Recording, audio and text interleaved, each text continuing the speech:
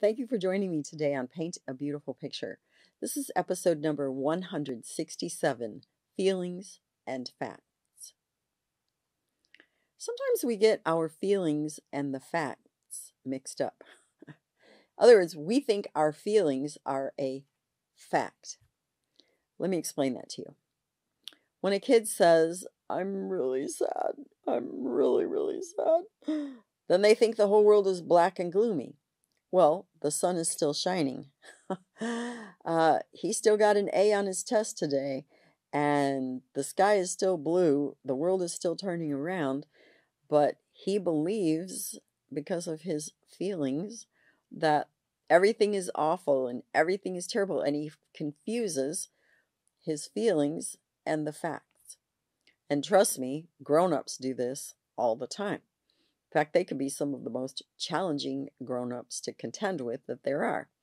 When someone is really angry and they're convinced it's all your fault and you need to change, and they're on your back and they're yelling and screaming at you and they're in your face, they are trying to make their feelings your facts. That's not a good thing. One of the great things you can do as a parent in real love is affectionately teach your child to differentiate between their feelings and the facts. I don't mean disallow their feelings. That's not what I'm telling you. I mean acknowledge their feelings, but establish the facts. So you have a child who wakes up on the grumpy side of the bed and they're slamming things around and, "I don't want to get dressed. I don't want to eat breakfast. I don't want to go to school. I don't want to, and they're, really got up on the bedside of the bed. You can look at them and tell them, "I understand how you're feeling. I really hear you loudly and clearly. I'm not saying that you can't feel that way, but you need to act based on what is true. And what is true is it's a Tuesday. You actually have a field trip today. You have class this morning, and then this afternoon, you're going to get to go to the Lego play park and have a blast with your friends. And so I'm not telling you that you need to just turn off your feelings. I'm telling you that you can acknowledge your feelings, but you are not going to act as though they are factual and ruin your day and, frankly, everyone else's. So the facts are that you are probably going to have a really good day if you will just give yourself a little bit of time. That means you need some nutrition. So whether you feel like it or not, you need to eat breakfast. I'm not going to make you sit down and eat a regular breakfast. You can eat a breakfast bar. That's okay with me. You do have to get dressed because you can't go to school naked or in your pajamas. What do you know? You can literally say those kind of things to your child. You can acknowledge their feelings, but also discuss the facts. Okay, say it's a bigger thing than that. Say your child really believed that y'all were going to get to go on vacation and it was all planned out and it was going to be a blast. They were going to be at the beach. It was going to be so much fun. And then your dad has a heart attack. There's no way that you are going to leave town and take your family on vacation. Your 13 or 14-year-old might have a lot of emotional responses to this. She might be angry. She might be sad. She might be frustrated. She might be disappointed. She might be all of those things at the same time. And, she might express them rather vocally. That's okay. You can acknowledge, I can appreciate why you feel all of those things. And yet, the facts supersede your emotional state. I can't just leave town. My dad is in really serious condition, having difficulties with his health. And I can't even go to work. I'm so busy dealing with all of these health concerns in the family. And at this moment in time, his need takes precedence over yours. That's a fact. Everybody doesn't have to love the facts, but it is a fact. I understand how you feel. I appreciate how you feel. I'm not going to change what is or change my appropriate behavior because of your emotions. Just so you know that.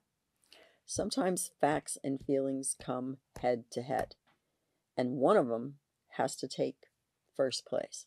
And much of the time, that needs to be the facts, not the feelings. I will say this, though. We'll talk about death for just a minute. If, in fact, someone dies, even if it's an aunt or an uncle, not someone that close to your family or to your child, it's going to affect their emotions, and you need to pay probably equal amount of attention to their emotions as well as to the facts. We're all going to the funeral. Oh, I don't want to see anybody dead. Well, I can appreciate that. I can be sure that you're feeling apprehensive about this. You're feeling nervous. You've never seen someone dead before. You're feeling sad. You don't really know if you can handle it. But you are going to come to the funeral. The facts are that we are going to show our respects. Now, you don't have to go up to the casket. You can sit in the back of the room, and I don't care. I respect that you're going to have maybe some challenges with your emotions. On the other hand, all of our family is going to go together, and we're going to show our respects for your aunt. That's where facts and feelings just about are equal. And so you respect someone's emotions, and you still deal with the facts as they exist. Kids sometimes can't separate out emotions and facts. We might need to help them with that. You might need to let them know that just because you think it or feel it doesn't make it so in the outside world. There are certain kids who think in their minds, I wish so and so were dead. In other words, they're really angry at them, they're really upset with them, and something sadly happens, and that person does end up dying. And they develop this correlation between what they felt and how things went, and they think that they have a power they don't have. That's all taken care of when a child understands how to differentiate their feelings from the facts. I hope that you can use some of this information to help your child and to even help your relationship with your child, that it will be deeper and fuller, and you will have a greater understanding of your child and how beautiful your relationship can be together. My challenge question for you today is this: can I separate out my feelings and the facts? And can I help my child learn how to do this? Please leave me a comment, a question, or a suggestion. I will look forward to seeing you again soon on Paint a Beautiful Picture. You may find additional information on our paintabeautifulpicture.com website.